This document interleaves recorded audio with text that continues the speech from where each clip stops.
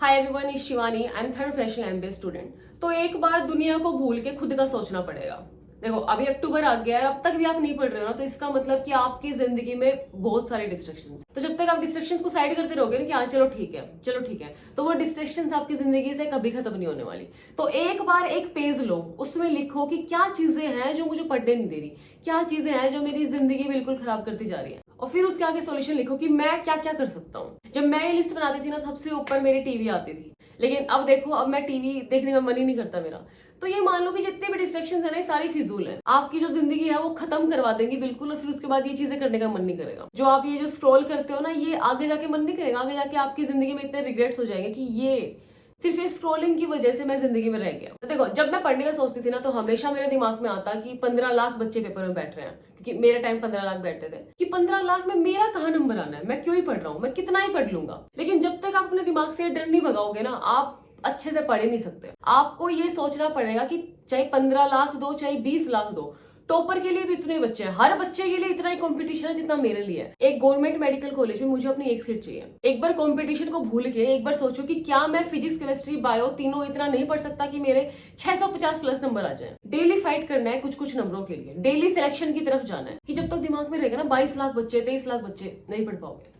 दिमाग में यही आएगा कि 23 लाख बच्चों से मेरे में ऐसा क्या डिफरेंट है, यही दिमाग में आएगा। एक बार जब चैप्टर लिखोगे ना, टिक लगाना शुरू करोगे, कॉन्फिडेंस अपने आप ऊपर बढ़ने लगेगा। एक बार करके तो देखो, आपको ये चीज बहुत बेतुकी लग रही होगी ना, एक बार करके देखो। मेरे कहने पे मेरे भाई को बड़ी बेतुकी लगी थी, लेकिन अब जब मैं घर जाके देखती हूँ ना कि वो जहाँ पढ़ता है वहां पे उसने सिलेबस लगा रखा है और टिक लगा रहा है, और अब वो दिन में पढ़ रहा है 11-12 घंटे, तो ये चीज काम करती है। एक बार करके तो देखो, सारी जो चीजें अच्छी होती है ना, वो बेतुकी ही होती है।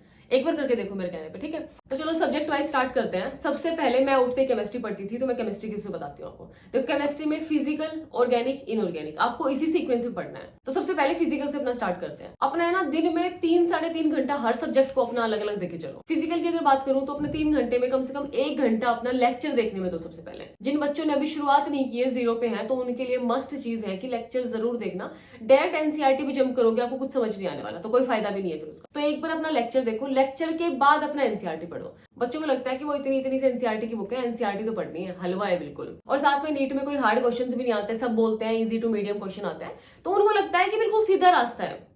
तभी तो ये भीड़ जो है 22-23 लाख तक जाने लग रही है कि सीधा रास्ता है, हम भी चल देंगे। लेकिन वो ये भूल जाते हैं कि चलना कितना है। आपको डेली चलना है, 1-2 साल तक लगातार चलना है, बस इतना कोई नहीं चल पाता। रास्ते के बीच में जाके ढेर हो जाते हैं, वहीं पे दम तोड़ देते हैं अपना, फिर उनको घिसटते घिसटते वापस जाने में भी जोर पड़ता है। तो आप उन 22 लाख बच्चों से यूनिक बन सकते हो अगर आप डेली पढ़ते हो तो। देखो, इतना परफेक्ट कोई नहीं होता कि आप पूरे महीने पढ़ोगे, आपके महीने में कुछ दिन बहुत बेकार भी आने वाले हैं, क्योंकि हमारी एज ही ऐसी है कि इसमें आपको जिंदगी में जितनी डिस्ट्रैक्शन कभी नहीं होने वाली ना, वो सारी आपकी इसी एज में अभी होने वाली। देखो, मैं हमेशा अपने भाई को सिर्फ 2 चीज ही कहती हूँ, एज ए गाइड कह लो, मोटिवेट करने के लिए कह लो। आप लोगों से भी वही 2 चीज कहूंगी, और मैंने भी मेरे दिमाग और दिल में वो दोनों चीज फिट कर रखी थी। पहली चीज की जिंदगी में एक बार आपको अपना 101% देना पड़ेगा, चाहे वो आप अभी दे लो, इसी साल दे लो, या फिर रो पीट के 2-3 साल ड्रॉप लेके फिर दे देना, लेकिन वो आपको देना पड़ेगा। दूसरी चीज की एक बार सोच लो कि आपको करना है नहीं करना। एक बार फोन वोन, पूरी दुनियादारी सब कुछ छोड़ के एक बार सोच लो कि क्या मुझे जिंदगी में ये करना है, लेकिन ऐसा सोचो कि फिर कुछ और सोचने की जरूरत ना पड़े। तो चलो वापस आते हैं केमिस्ट्री के ऊपर। आपने उसका लेक्चर देख लिया 1 घंटे में, 1 घंटे उसकी एनसीईआरटी पढ़ ली। बाकी का जो 1 घंटा है आपको उसमें क्वेश्चन प्रैक्टिस करना है। क्वेश्चन प्रैक्टिस में सबसे पहले उसके पीवाईक्यूज करो। पीवाईक्यूज के बाद अपना नियम बना लो कि हर चैप्टर के कम से कम 40-50 क्वेश्चन मुझे करते हुए जाना ही जाना है। तो पीवाईक्यूज के लिए मैं आपको सिर्फ एक ही बुक ओसवाल्स की बताती हूँ, मैं एक बार दोबारा दिखा देती हूँ आपको। तो ये आपकी बुक है ओसवाल्स से, NTA 19 years NEET UG previous solved paper. Year wise मिलेंगे आपको 2006 से लेके 2024 तक के। तीनों सब्जेक्ट्स इसमें कवर है, और साथ में जो एनटीए का लेटेस्ट एग्जाम पैटर्न है ये उसमें बेस्ड है। सबसे पहले इसमें ट्रेंड एनालिसिस है। देखो, इसमें आपको 2024 से लेके 2006 तक के सारे पेपर मिल जाएंगे, चाहे वो आपके दोबारा पेपर हुए हो या फिर फेज 1 फेज 2 हो रखा हो, स्क्रीनिंग मेंस वाले सारे A to Z आपको चीजें मिल जाएंगी। जैसे ये 2024 वाला पेपर है, इसमें आपकी फिजिक्स मिलेगी, देन केमिस्ट्री और बायोलॉजी भी, मतलब तीनों सब्जेक्ट्स इसमें कवर्ड है। फिर इसमें आपको ओएमआर शीट मिल जाएगी। जब भी आप क्वेश्चन प्रैक्टिस करते हो, ऐसे पूरा पेपर जब करते हो, तो हमेशा ओएमआर शीट पे दो, ताकि आपकी प्रैक्टिस बनती है, क्योंकि वहां जाके आपसे ओएमआर फिल नहीं हो पाती फिर, तो उसकी प्रैक्टिस भी आपको होनी चाहिए। उसके बाद मिलती है उसकी आंसर की में चैप्टर नेम, चैप्टर में कौन से टॉपिक से क्वेश्चन पूछा गया है वो भी आपको मेंशन है। इससे पता क्या हेल्प मिलती है, अगर आपको क्वेश्चन गलत हो गया तो उस क्वेश्चन गलत होने से आपको पता चल जाएगा कि मेरा कौन सा टॉपिक वीक है, तो आप उस टॉपिक को दोबारा पढ़ सकते हो। और फिर स्टार्ट होती है उसकी एक्सप्लेनेशन। इसकी एक्सप्लेनेशन भी काफी अच्छे से दे रखी है। जब भी आप एक्सप्लेनेशन देखते हो तो पूरी पढ़ा करो। इससे क्या है कि सिर्फ आपका एक क्वेश्चन ही नहीं बनता, साथ में आपकी थ्योरी भी स्ट्रॉन्ग होती चलती है। तो ऐसे करके आपको 2024 से लेके 2006 तक का, जिस टाइम पे AIPMT होता था, तब तक के आपको सारे क्वेश्चन पेपर मिल जाएंगे, अच्छे से एक्सप्लेन सॉल्यूशन मिल जाएगा और बुक के लास्ट में आपको एक सैंपल पेपर मिल जाएगा। तो इस बुक का लिंक मैं आपको डिस्क्रिप्शन में दे रही हूँ, आप चेक करना। देखो हम लोग है ना क्वेश्चन प्रैक्टिस अब करते नहीं है। हमें लगता है कि नीट के एग्जाम में जाके हम पता नहीं क्या तीर मार देंगे। आप अगर आपको लगता है ना कि वहां जाके आप कुछ नया फॉर्मूला बना लोगे, नए आपके कॉन्सेप्ट्स बिल्डअप हो जाएंगे, नए नए दिमाग चल जाएगा, तो ऐसा कुछ नहीं होने वाला।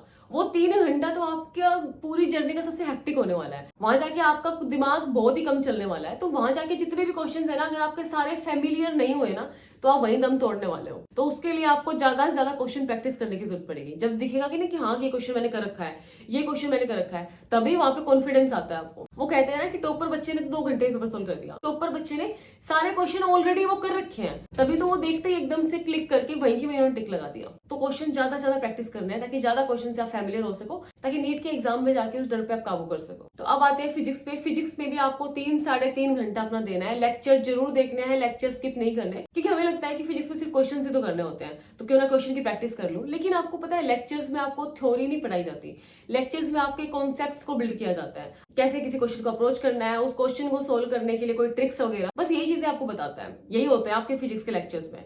तो सबसे पहले आपको लेक्चर जरूर और जरूर देखना है। एनसीईआरटी आपको नहीं पढ़नी है। उसके बाद अपना आधा घंटा लगभग दो, जो भी आप फॉर्मूला नोटबुक बना रहे हो उसको डेली रिवाइज करो, लिख लिख के प्रैक्टिस करना है। उसके बाद अपना 1-1.5 घंटा तो क्वेश्चन प्रैक्टिस करने में। क्वेश्चन प्रैक्टिस में सबसे पहले अपना PYQs देखो, उसके बाद जो एनसीईआरटी में क्वेश्चंस दे रखे हैं वो वाले देखो। नियम बना लो कि हर चैप्टर के कम से कम 40-50 क्वेश्चन मुझे करते हुए जाना ही जाना है। फिजिक्स करते टाइम एक गलती जो मैं 1000 बार आपको बता चुकी हूँ। हम क्या करते हैं, क्वेश्चन पढ़ते हैं, क्वेश्चन को पढ़ा, दिख गया नहीं आ रहा, एकदम से पन्ने पलटे, सोल्यूशन देखा, टेप दिया और लग गया कि तो बहुत इजी था, ये तो मैं कर लेता और ये मुझे आ गया, ठीक है।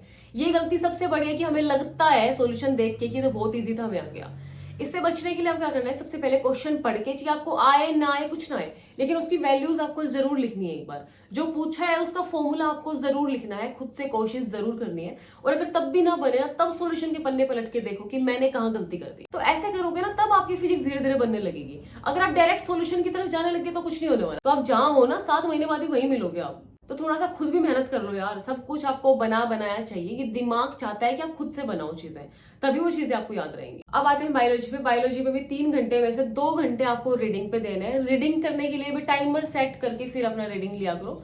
उसके बाद जो 1 घंटा है, सबसे पहले PYQs करो और उसके बाद NCERT के टाइप के क्वेश्चन जब करना है। और हमारे दिमाग में गलत फहमी होती है कि चलो मेरी बायो एक बार हो गई। एक बार बायो करने से कुछ पल्ले नहीं पड़ने वाला आपको।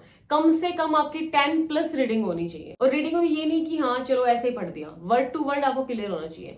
और लास्ट में मैं आपसे यही कहूंगी कि आप लोग रोना रोते रहते हो कि मैं तो पढ़ रहा हूँ, मेरे मार्क्स नहीं आ रहे, मैं तो पिछली साल भी पढ़ा था, मेरे मार्क्स नहीं आए। तो एक बार खुद से पूछ के देखो कि क्या आप सच में पढ़े थे। वो 1-2 घंटा पढ़ने में नहीं आता है, उसको काउंट आप मत करो, क्योंकि वो आपकी जिंदगी का टाइम वेस्ट है। उससे अच्छा तो आप फोन चला लो वो 2 घंटा भी, उस 2 घंटे से कुछ नहीं होने वाला। तो एक बार खुद से पूछो कि क्या पढ़े थे। एक बार जब पूछोगे तो शर्म आ जाएगी अंदर से कि कहाँ 22 लाख बच्चों का कंपटीशन, उस कंपटीशन में अपीयर होने के लिए क्या आप 1-2 घंटा ही दोगे। तो एक बार है ना सच में पढ़ना स्टार्ट करो। हम जो चीजें बता रहे हैं ना, ये बोल के निकल जाएंगे। आप देखो कि आपने इस वीडियो से क्या सीखा। मैं अपनी वीडियो में हमेशा स्ट्रेटेजी वगैरह कम और आपकी प्लेयर अंदर पॉजिटिविटी ज्यादा भरने की कोशिश करती हूँ। मैं बताने की कोशिश करती हूँ कि मैंने भी किया था तो आप भी कर सकते हो यार।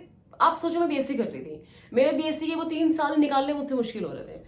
इतनी सारी प्रॉब्लम्स दिख रही थी, लेकिन एक ही सॉल्यूशन था कि नीट की तैयारी करो, और वो नीट की तैयारी मुझसे हो नहीं पा रही थी। लेकिन लास्ट में मैं उस चीज से बाहर निकलने के लिए मुझे तैयारी करनी पड़ी ना, तभी मैं आप लोगों के सामने बैठी हूँ। तो मैंने भी किया है यार, ऐसा नहीं है कि मैं हवा में चीजें बोल रही हूँ, मैंने खुद से किया है। BSc में इतना गैप देने के बाद मैंने फिर से पढ़ाई स्टार्ट किया, तो मुझे पता है चीजें कैसे करनी होती हैं। आपकी जिंदगी में ना 1000 मुश्किल होगी, लेकिन आप करने वाले तो बनो।